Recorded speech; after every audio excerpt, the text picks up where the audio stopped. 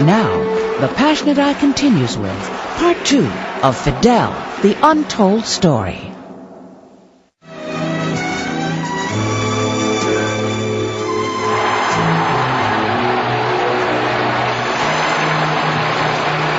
If I was writing history, I would write about the way in which Fidel, as the leader of one of the smallest countries in the world, helped to shape the destinies of millions of people across the globe.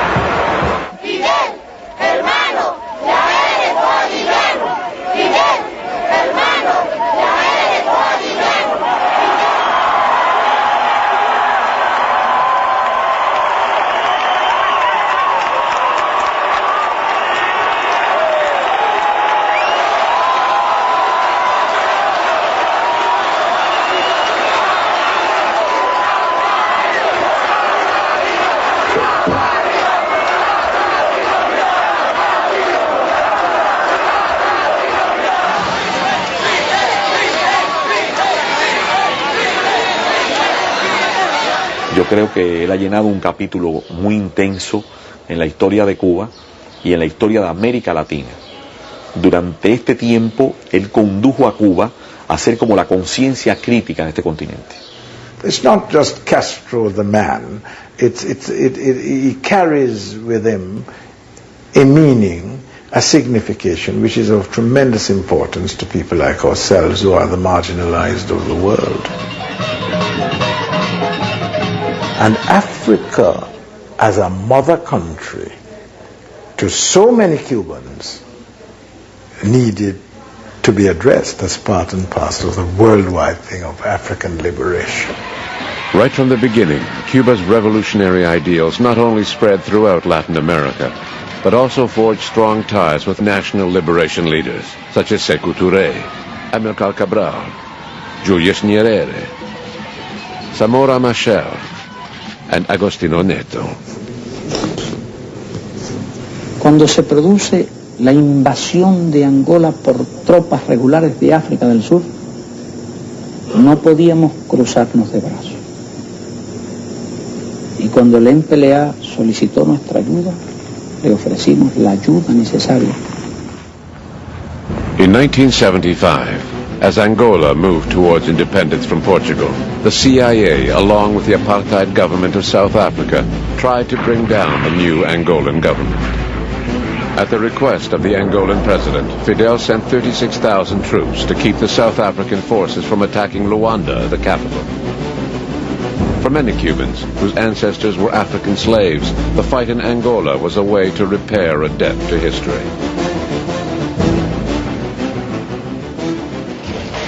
Ustedes son los del regimiento, ¿verdad? ¿Qué tiempo llevan por acá? No, yo poco tiempo. Poco tiempo. ¿Tú de dónde eres? Santiago. ¿Pero tú? Santiago, Cuba. Me veo muchos santiagueros aquí, este regimiento me llama de santiaguero. ¿Y tú de dónde? Ciego de Ávila. Ciego de Ávila. In 14 years of war, over 300,000 Cubans, doctors, teachers, and engineers, as well as soldiers, played an important role in Angola. More than 2,000 lost their lives. In 1988, Fidel sent in more Cuban troops for the decisive battle at Cuito Cuanavale and directed operations from Cuba. The defeat of the South African army drove a large nail into the coffin of apartheid and helped advance the struggle of the South African people. Una derrota en aquellas condiciones hubiera podido significar el fin de la Revolución Cubana. Y todo eso ocurrió después del 75. Pero hay que reunir todo el material y eso. Pero nosotros no hemos escrito ni siquiera la historia de la Revolución Cubana. Had it not been for the Cuban presence in Africa, and in particular in Angola, the history of Africa would have never been what it is now. One of the greatest friends that Cuba has is Nelson Mandela and his appreciation for what the Cuban people did and Fidel Castro. But I think if you don't understand that history, then you'll never really understand the enormous success and the importance of the Cuban Revolution. Well, my president. My president. My brother. Presidente, my brother. How are you? My brother. Please. Please. Very nice to see you. Estoy tan contento de verlo. Please sit down. Tan contento. Por favor, tenga bien Please sit down. sentarse. Please sit down. Siéntese. Now, one thing before we say anything. Una cosa antes de hablar, nada. Before we say anything, Antes de hablar absolutamente de cualquier tema, you must tell me when you are coming to South me Africa. tiene que decir cuándo viene para Sudáfrica. You see, no, just a moment, just a moment. No, un momento. Es seguro, si ya yo recibí. The sooner the better. And we have had a visit from a wide Y nos ha variety of invitado una people. gran cantidad de personas. And our friend Cuba, Y nuestro amigo Cuba, which helped us in training our people, que nos ayudó a entrenar a nuestra gente, gave us resources to que nos get dio on with our recursos, struggle, que nos ayudaron tanto en nuestra trained lucha, our people que as entrenó a nuestros doctors and so combatientes, a on. nuestros médicos. You have not come to our country. Cuba no ha venido a visitarnos, usted no ha ido a visitarnos. When are you coming? ¿Cuándo viene? No he visitado a mi patria I surafricana. haven't visited my South African homeland La yet. quiero como una patria. I love it as a Quiero por él homeland. y por el pueblo. I love it as a homeland as I de love you and the South When African are you people. coming to South Pero Africa? ¿cuándo viene When? Sudáfrica? Creo que va a tener que ser hoy mismo. Va a I tener think it que will have to be today. I will have to fly back with you. No, you are very Él se soon. va a las 10. You are leaving at 10, so we are catching the plane together. Soon afterwards, Fidel did go to South Africa and on his way stop off in Namibia, where he was greeted by Sam Nujoma, the nation's leader. Welcome to the Republic of Namibia, Bienvenido a la República de Namibia. the country which you helped to liberate, to be liberated.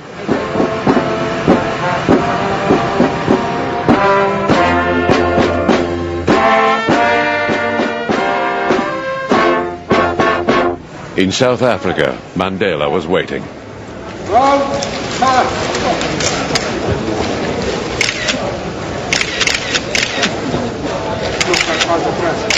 Fidel was invited to address the South African Parliament.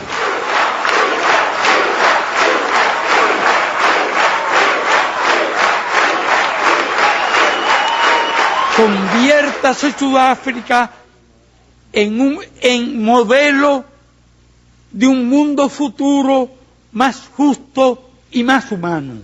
Let South Africa be a model of a more just and more humane future.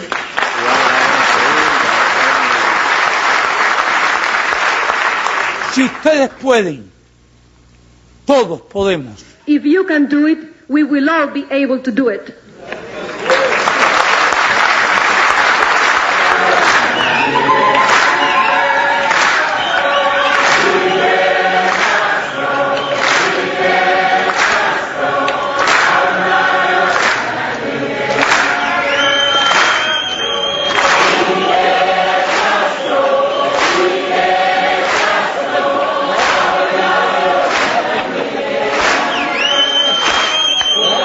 Fidel is linked to the post-colonial era as the figure who more than any, I think, symbolizes independence and sovereignty of small nations, shaking off the yoke of the imperial powers, and the fact that he has been there for as long as he has and has been able to magnify his role to really a global force from this tiny island base.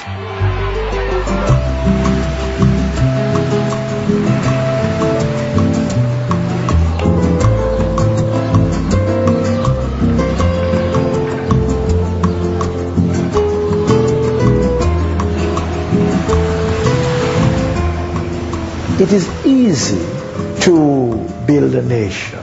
It is far more difficult to shape a society. And this is what Cuba is doing. It will need all the time in the world. It will